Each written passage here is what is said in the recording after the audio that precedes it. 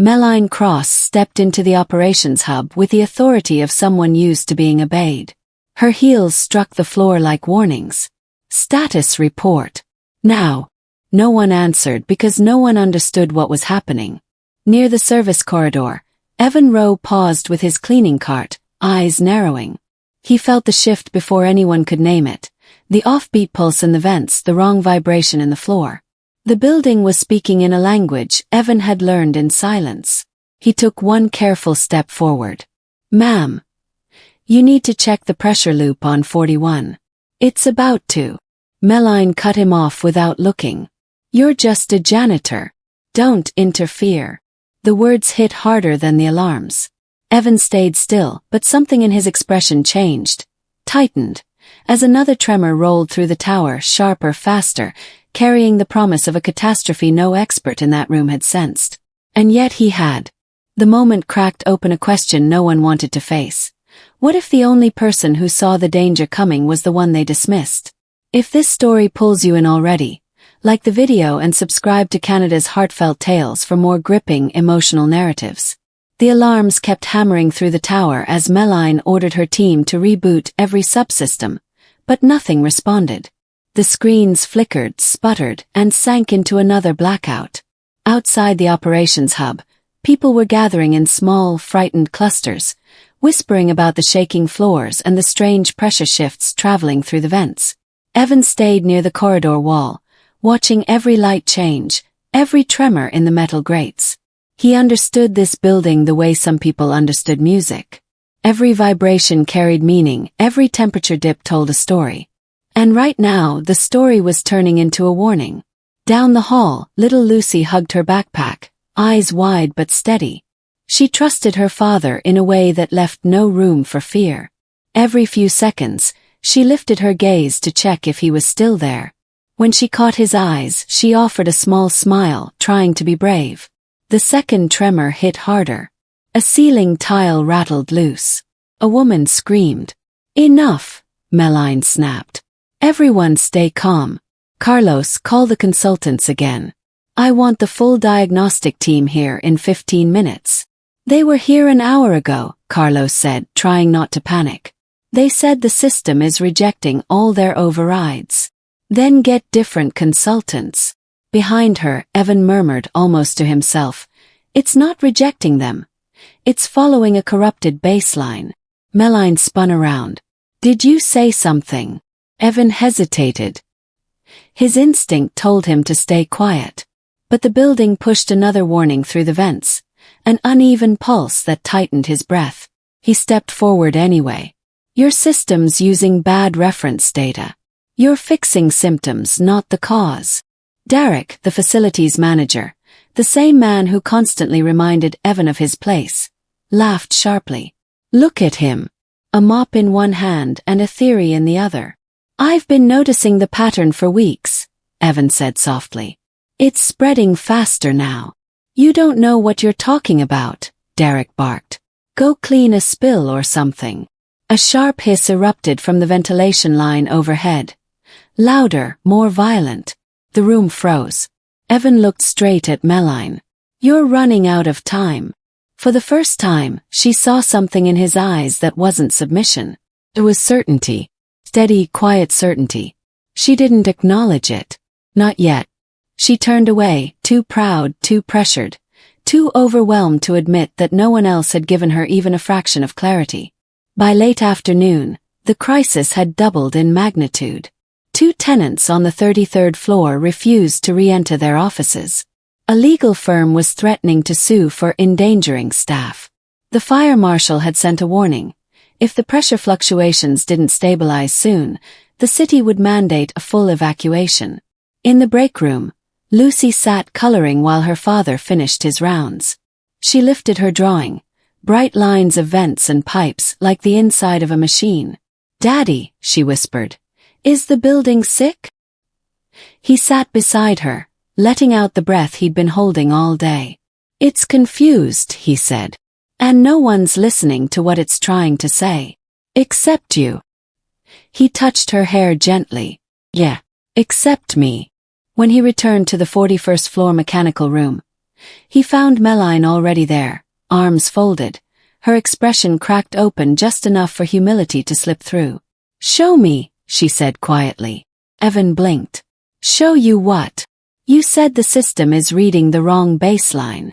Her voice shook, though she tried to hide it. "Can you prove it?" He didn't answer. He simply walked to the maintenance cabinet, retrieved his notebook, and placed it on the metal table. Pages filled with hand-drawn maps, pressure cycles, airflow patterns, annotated corrections, years of silent observation. Meline flipped through the pages. Each line contradicted the assumption she'd built her career on, that only people with credentials deserved to be listened to. "You tracked all this," she murmured. "I had to understand the building to keep it safe," Evan said. "That's my job." "No," she whispered. "Your job is whatever you choose it to be. We just didn't see it." At midnight, she led him into the central control room, cleared out the consultants, and locked the door behind them. "4 hours," she said. "That's all I can give you before the board demands answers. That's all I need." Evan approached the main terminal, fingers steady despite the weight of responsibility. Every system fought him at first, trying to revert to the corrupted baseline it had grown comfortable with. But he kept pushing, guiding it back, clearing bad data, retracing the fault from 18 months earlier, one calibration error that had multiplied into chaos. Meline watched him work, her certainty dissolving into stunned realization. "How did you learn all this?" she asked. "By listening," he said. "Everyone else tried to command it. But buildings don't respond to orders. They respond to attention." She had no answer. The final sequence executed. The lights steadied. The pressure settled. The vents exhaled a low, even hum, the kind of sound Evan had missed.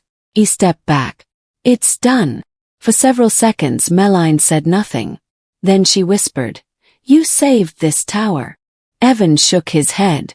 "I just helped it remember how to breathe." Word spread fast the next day. Engineers, tenants, even executives whispered about the janitor who had fixed the crisis the consultants couldn't touch. Some looked at him with awe, others with embarrassment. But Derek, the one who had mocked him most, was furious. He stormed into the operations hub. "Are you all serious? You're giving credit to him. He's a janitor. He got lucky."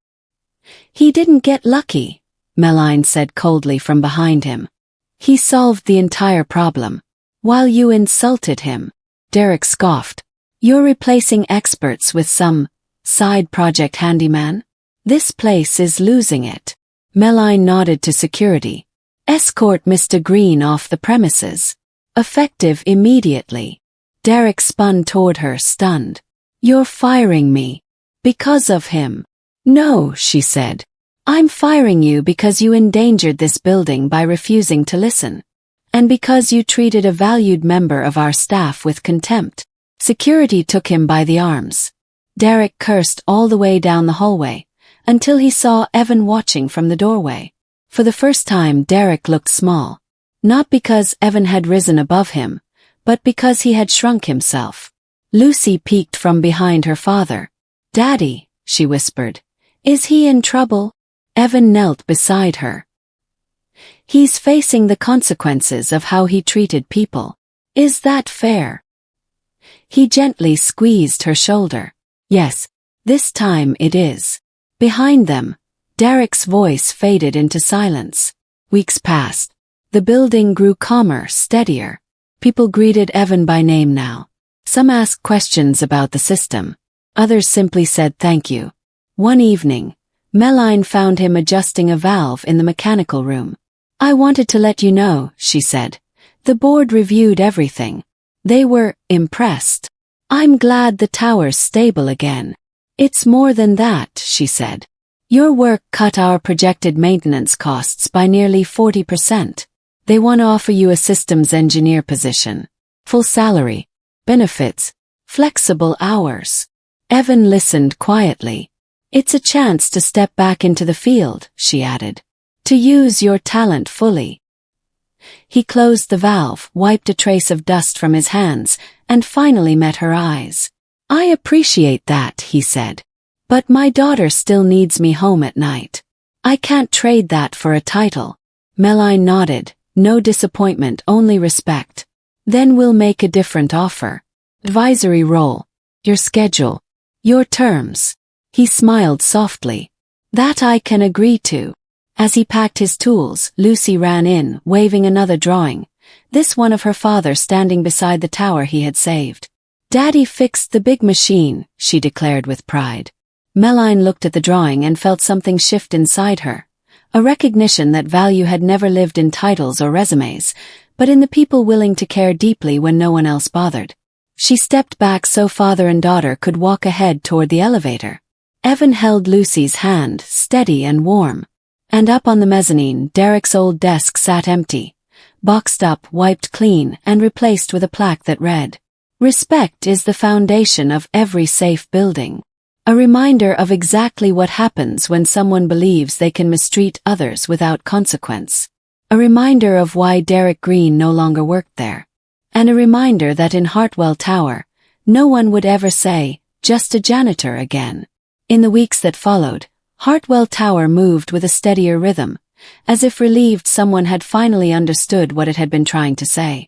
Evan returned to his quiet routines, but nothing around him felt quite the same. People greeted him with sincerity. Technicians asked for his insight. Even the halls themselves felt warmer, more welcoming, as though acknowledging the one person who had truly listened. One evening, as he walked Lucy toward the elevator, she pointed to the service panel he'd recalibrated. "Daddy, does it remember you fixed it?" He smiled. "Maybe not the way people remember. But it knows it's safe now." Meline stepped out of her office just in time to hear him. She watched father and daughter share a moment that needed no applause, no titles, no explanations. For the first time, she understood that strength didn't always rise from authority. Sometimes it came from choosing to stay present, to care, even when no one was watching. Evan caught her eye. There was no bitterness, no distance, only quiet recognition between two people changed by the same storm. When the elevator doors closed, the last thing she saw was Lucy leaning her head on her father's shoulder, trusting him with a certainty that needed no words. And inside the mechanical room he once repaired alone, a soft hum settled into place. Steady, honest, and unmistakably his. If this story touched your heart, please like the video, share it, and help Canada's Heartfelt Tales grow by subscribing.